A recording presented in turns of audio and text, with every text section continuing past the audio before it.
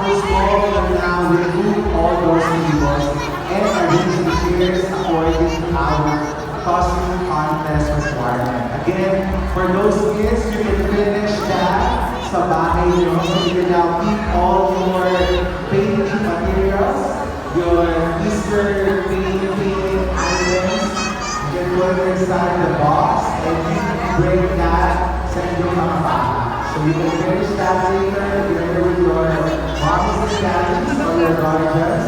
And our staff from Southwood Mall will now remove all the tables and arrange the chair according to our costume contest requirements.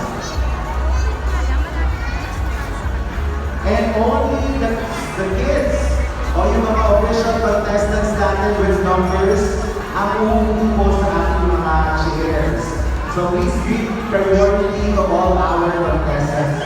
For the guardians, you can stay inside the activity area where you have to stand behind the chairs. So dito sa likod po sa back part ng ating activity area. Alright, so again, to everybody, especially parents and guardians, you may now vacate the chairs and you can stand and wait for your kids in the back portion